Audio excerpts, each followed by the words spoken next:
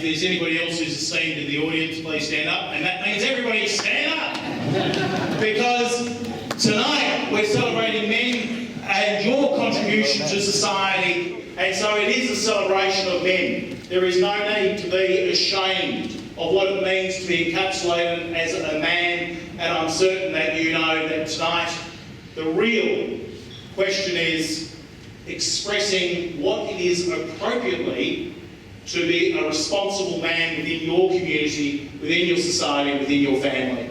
And that is what it is that we are celebrating tonight.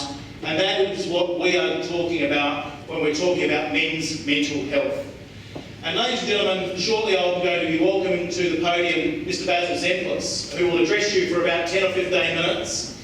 He will then take some questions from the people in the audience, on the panel, and then I'll introduce Brad Jones, then Ross Barron, then Bronwyn Waugh, and on each occasion some of the people from the panel will be asking the questions. At the very end, after all the panellists have spoken, then there's going to be questions for the general audience to ask questions. And ladies and gentlemen, this is not about me, so I'm going to be joining you in the audience, and please make welcome none other than the Lord Mayor, the candidate for Florian, Basil Zempilas.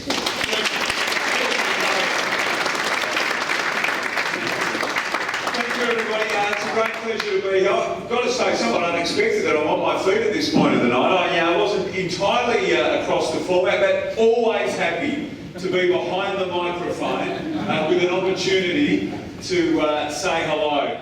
And I suppose if we're discussing journeys, the fact that Bronwyn has got so many people out on a night such as this is a very strong sign of the community in which she is a part of. As Tim said, I am the Lord Mayor of the City of Perth. I often joke at South Perth functions that I love coming across to South Perth because it's got the best view of the City of Perth and it makes it worth coming over. But I kid you not tonight, I mean this is incredible, Bronwyn.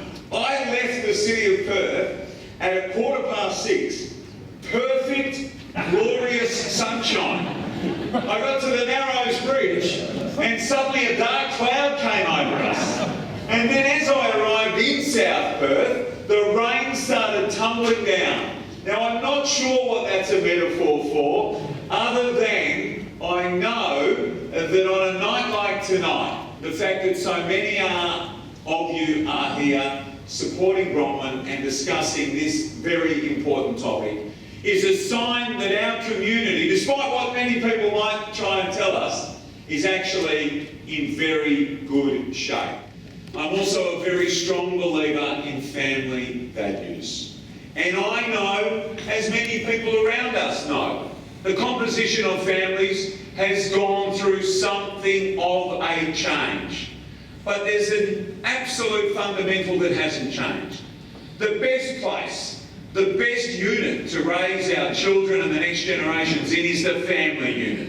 There is no better place to bring our children up, to provide them with the certainty, the confidence, the learnings and the teachings that they might require to navigate this at times difficult and crazy world. And yes, in some cases it's not a mum and dad anymore. It might be a mum and an uncle. It might be a mum and a mum. It might be a dad and a dad. But the family unit is the most important unit, and we should all do everything we can to promote the family unit.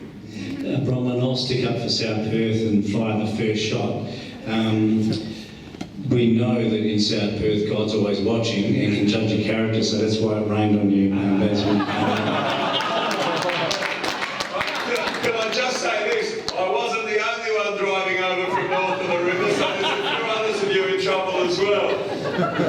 And Basil, being involved in the PSA, obviously you went to a different PSA that I came from before at Wesley, and you must be very proud you went to the second best PSA school in the state. But when you look back at your school journey, what made your journey through a boys' school, what made it special as far as the connections you made with your fellow students in relation particularly about that sense of belonging and camaraderie? It's a really interesting question. Actually, on Friday I've got 30 of my school friends gathering for a sort of pre-Christmas lunch.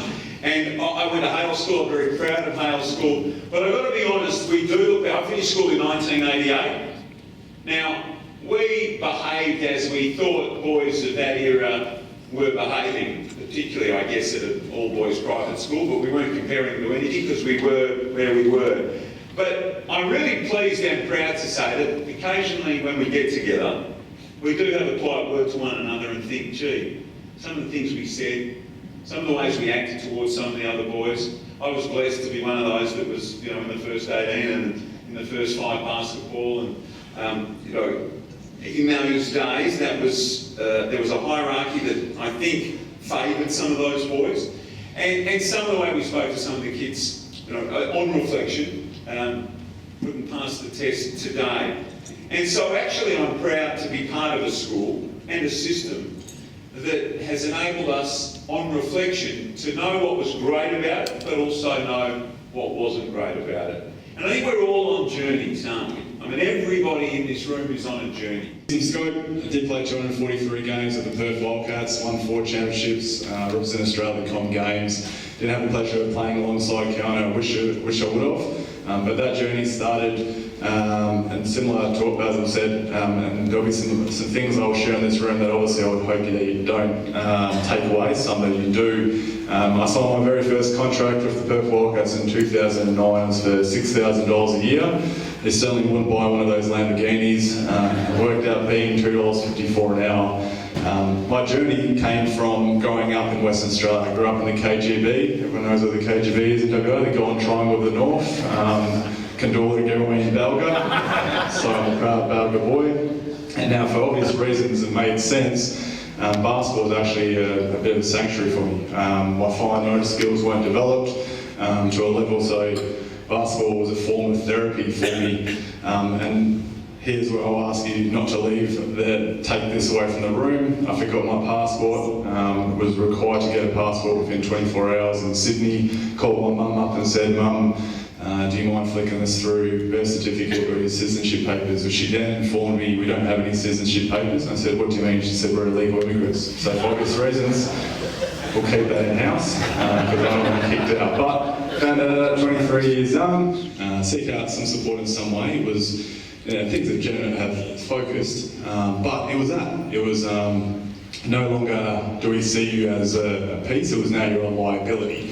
Now what I mean by that, if there's anything that I've come to accept and acknowledge in my own mental health journey, but as a professional athlete for the last 10 years, as if I wasn't spending the same time, effort and money into my mental health as I was doing to my physical health, I certainly wouldn't perform to the best of my ability on the basketball court. I certainly wouldn't be the best version of myself off the court, and I certainly wouldn't live as long as I possibly can. Now, if there's anything that hopefully you take away today, in 6 weeks' time, you go, what was that Brad Pitt look-alike talking about? It's obviously me or Basil, all right? It's that. They're not mutually exclusive. They're one thing. They're physical health, mental health, they're entwined, right? You can be in the greatest shape of your life. If you're not handling the stress or the anxiety or the emotions that come with it to the ability that you need to, you're going to struggle. Now with that, hopefully there's a few things that naturally you can take away from tonight, from hearing from a bunch of people, but I string it all the way back to the mechanic. What I mean by that, we all have our own unique vehicle, different shapes and different sizes. Right now, here's what would my wheels be if I was a unique vehicle? So, what would my wheels be? My legs, what's my fuel pump?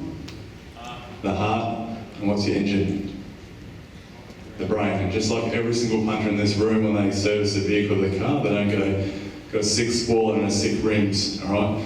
You go service the vehicle or the car and you focus on the engine. Why? Fundamentally, it's the most important. So hopefully there's a few takeaways in that regard. Thank you for the invitation, Bronwyn. I look forward to engaging in the panel.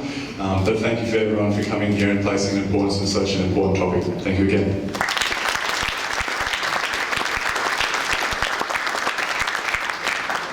Wonderful. Panel members, and please don't hesitate to ask questions as well. So who would like to go first?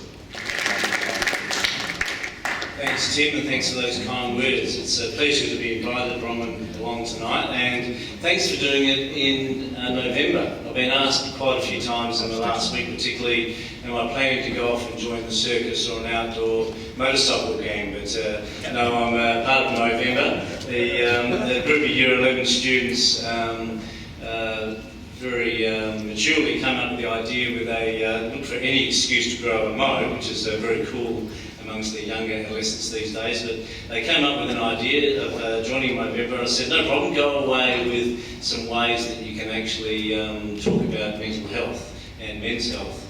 And they came back a week later saying that there's a minimum amount of money they have to raise, $200, but more importantly, that once a week they had to attend a conversation cafe.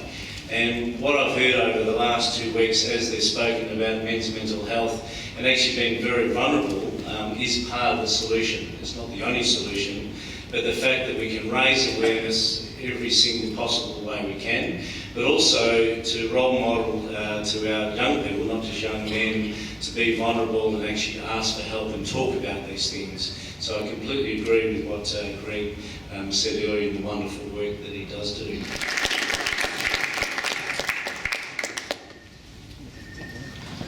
Good evening. Sorry for my tardiness in turning up late. I'm currently coaching the youth team at Perth Glory, so we are training tonight, which I managed to slip out and get myself here. Again, thank you for having me. For those of you that don't know me, and we're not all soccer fans over here, but I moved to England when I was 16. I signed a contract with Middlesbrough in the Premier League. And returned home 24 years later. I, along the way, managed to progress and go from youth team to first team, ultimately getting a move to my dream club, which was Liverpool, spending 5 years there, and yeah, it was the best and worst time of my life. With the beauty of signing for my boyhood club, it also came at a time where my son was diagnosed with leukemia. Just before that move, I was at the World Cup with Australia with the Socceroos. We were in South Africa about 5 days out from the start of the World Cup, and I received a phone call from my son's mum to say that he'd had a blood test and he'd been diagnosed. That was July 2010. And after 18 months, he passed away on the 18th of November, which happens to be today, a week after his 6th birthday. Now, in that time, obviously I'd had ups and downs. I left the World Cup obviously to go and be with him during his treatment. And at the same time had a phone call, was I interested in moving to Liverpool? Which I can't tell you how difficult that was, because to be in the headspace that I was in at the time, a career move didn't really make much sense to me. So ultimately it was very difficult, but at the time the treatment seemed to be going okay. So I made the choice, I need to benefit my career and move up in the world and take that chance and hope that everything was going to be okay. Ultimately it wasn't. And listening to the guys here, listening to Greg, I was uneducated in the mental health space. For me, my life was perfect. I was living my dream. Everything that I'd dreamt of from maybe 5 or 6 years old had come true. And I hit a point where my life fell apart. Did I know how to cope? Did I understand I needed to talk to people? No. And I think a lot of us will be in that position. We've all lost someone, I'm sure. And like I said, I was uneducated. I didn't kind of have that feeling of wanting to go and talk to someone. I didn't have necessarily the tools to deal with it either. But I'm grateful that my wife was there with me. It wasn't her son, it was from a previous relationship, so for her also very difficult to be in that situation. But she was the person that I leant on. Now, if I didn't have her, and I didn't have someone to talk to, someone that I could be vulnerable with, someone that I could speak to and express my feelings, where would I be? And to be honest, you know, I've been down in some dark places, and I'm grateful that I had her. I think the charities that are going on and the opportunities for anyone that, you know, God forbid this happens to be able to go and speak to someone and be given the tools to try and cope is fantastic. So yeah, I applaud Greg for what he's doing. It's fantastic that people have got something and have an opportunity to go and talk. Because like I said, you know, I might have been in England, I might have been in the Premier League, in these big clubs with all of this stuff, but I didn't have that surrounding. And yeah, it took a long time. I ultimately got thrown, I took a little break from playing soccer. A couple of months where the club were actually quite good to me and said take as much time as you need, but I ultimately got thrown back in about 6 months later, and I had that feeling of, do I actually want this? Do I want to continue? And why do I want to continue? What's the point? You know, my son had gone. But my wife now was pregnant, and that was my driving force. You know, I still had family. My parents, you know, all of this sort of stuff came into my head, and I made that decision consciously that, no, that's it, I'm going to push on, and I want to make him proud, and also, you know, continue to try and achieve what I set out to, and kind of take him and his name with me.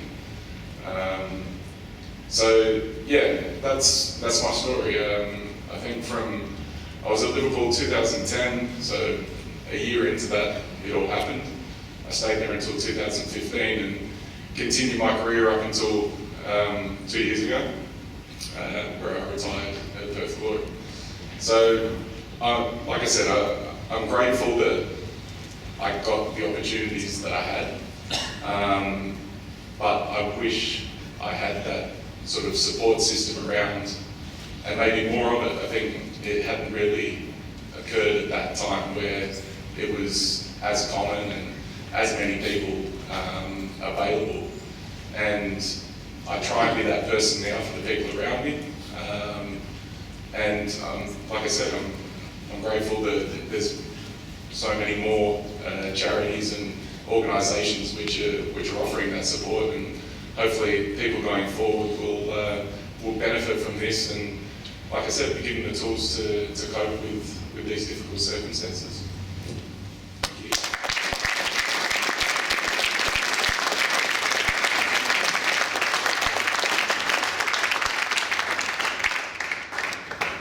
Thank you. Thank you, Brad. Up close and personal, and I'm grateful. Any questions from the panel? And ladies and gentlemen, please make welcome Bronwyn Waugh, candidate for South.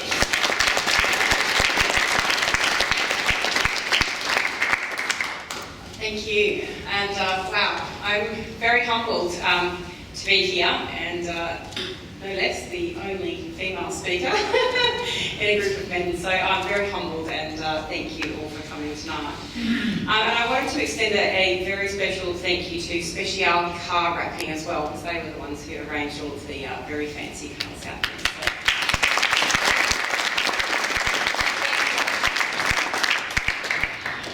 All right, so yes, I want to start today by acknowledging that men today are juggling more today than I think they ever have before. They've got work, family, friendships, personal growth, and society is changing. So whilst back in the old days roles were much more clearly defined than what they are today, and I am not complaining that they're not, but let's face it, men and women are wired differently. And today, on the eve of International Men's Day, I thought it was such an important day to recognise. I have no doubt that most of you didn't even know you had a day. But I wanted to take this opportunity to celebrate the contribution that men make to our society and to shine a light on why men's mental health is an essential yet overlooked part of the conversation. So what does it mean to have good men's mental health in society? Well, we've heard from a number of really fantastic speakers tonight, and I'm going to just put a little bit of a female slant on it. So I'm going to start with a really grim statistic, and I promise you it will get better. And that is, and it's, I know we've heard one already about the suicides, which is absolutely devastating, but the statistic I want to bring up is gender-based violence. It's been steadily increasing over the last 10 years. And this year alone, 62 women have lost their lives. So I'm not here to focus on that, but I have raised it because I believe that it is a symptom of something far deeper that affects everyone, which is men included. And it's a sign of a society that is struggling to find ways to support and understand its men. So I recognise that there is a quiet frustration. From my perspective, it seems that some men, it feels like whatever they do, they're either failing or they're doing too much. They're either part of the problem or somehow they're taking from others. Success becomes synonymous with guilt, failure with blame. And I think that we need to realise that this isn't sustainable, and neither is it healthy. So as I said earlier, men and women are wired differently, generally speaking, of course. And my take is that men are wired for contribution. They love a challenge. They love a purpose.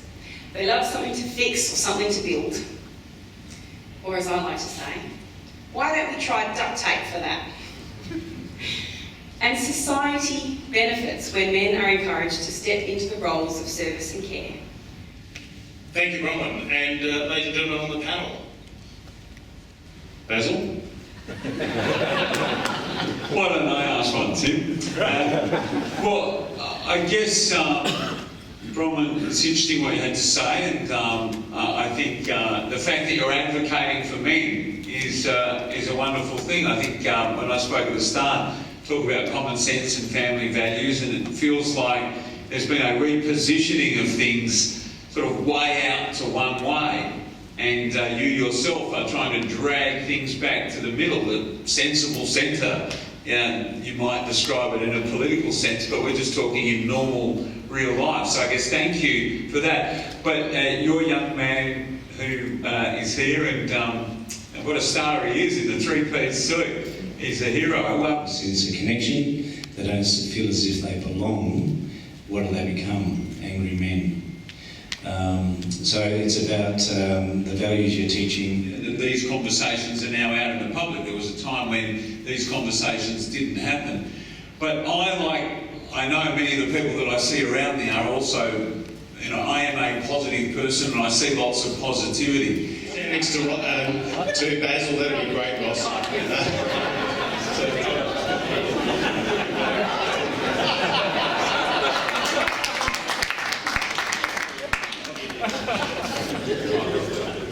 So looking up this way, guys. Jump in, Ross. Okay, fantastic.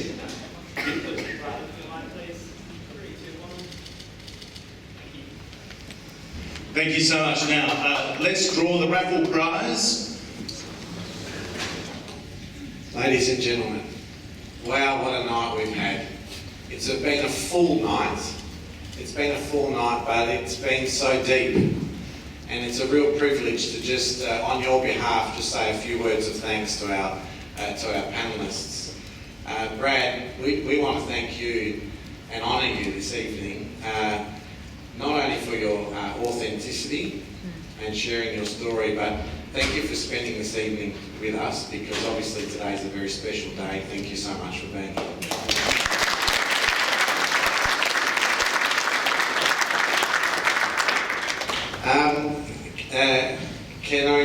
It's really great to have you here, and as an elite athlete, and I agree you're still in your prime, by the way,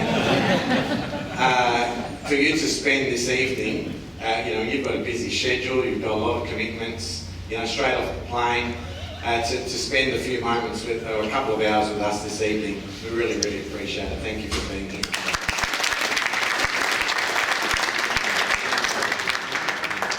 Ross, we've not met before, but I feel like I've got to know you a lot this evening and what you've had to share. The boys of that school, they're very fortunate, and as a parent, I've left here encouraged by your words. In particular, letting us know that it's okay to be kind to ourselves as parents, that it is a tough job, but also just to allow those natural consequences to occur, to resist the temptation to get in there and try and rescue every situation, which parents do because they love their kids, but maybe it's not necessarily the most loving thing to do. So thank you for leaving us with that message.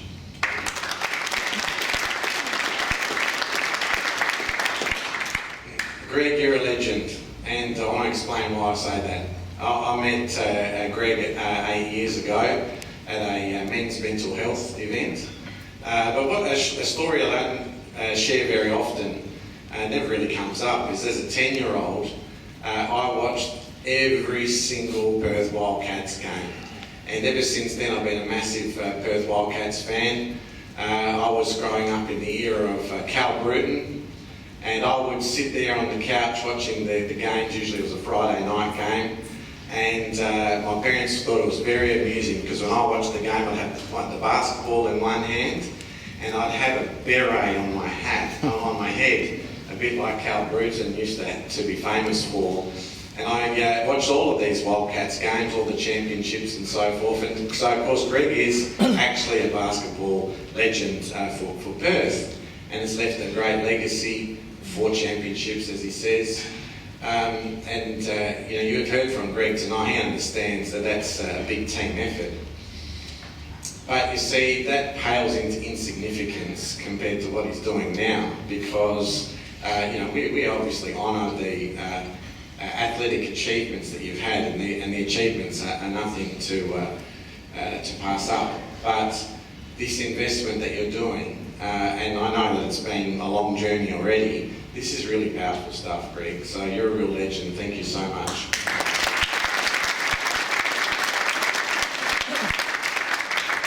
To my good friend Basil, thank you for coming out here, Basil. And it's been wonderful to hear your vision, your boldness. But of your 5 points this evening, I think the one that really resonates most with me, and I suspect everybody here in the crowd tonight, is your passion to empower the family unit. And if there's nothing else that people can do, I mean, all of us are part of a family, and so we can all invest in the mental health of everybody in our family, and that's a great start. No one's got any excuse for not doing that. Really looking forward to having you in the Parliament, Basil. You're going to be a real force on a range of issues, but of course including on mental health for men, so thank you.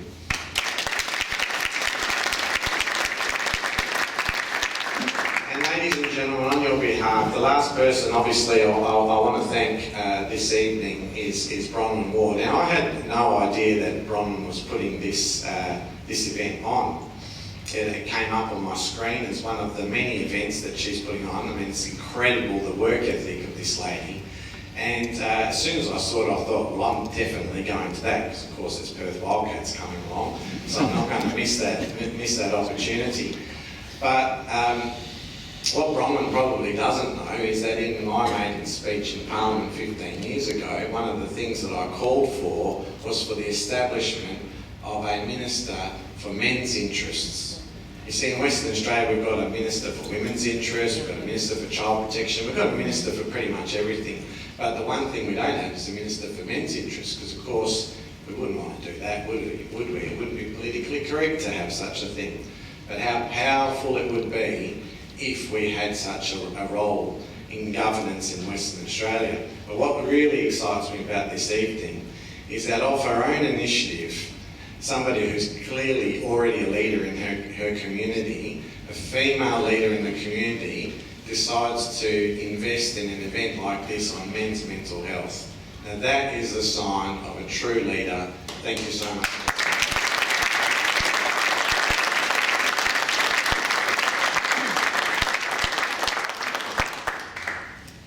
And thank you. Thank you so much, Nick Goiran, for those final kind words. These microphone has eventually come in. Now, can I just finish with also saying a very big thank you to all of those men who took their wonderful sports cars here for us to enjoy earlier tonight. Jerry, you're somewhere in the audience. You at the back there, you're a superstar. You have really welded in and supported Bronwyn in so many ways, and coming out with your fellow men who drive those wonderful cars for us to be able to enjoy tonight was a real treat. Please can I ask you to follow Bronwyn Waugh, Liberal candidate for South Perth. It's important in this government that we show that there are people who care about their communities, who want to make a difference, who are working for you to make a difference on that house in the hill and providing a real balance in the Parliament. That's an important aspect that I always see, but not to say that in the future, having wonderful people in the Parliament is a breath of fresh air like Basil Zempilas and Bronwyn Waugh. And ladies and gentlemen, it leaves me nothing else to do other than ask your applause and thanks for each one of our panellists. Thank you so much for coming. You're a wonderful evening.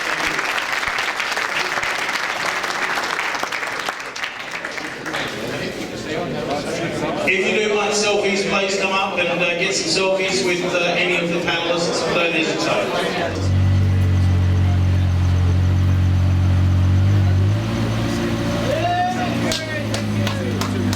Thank you.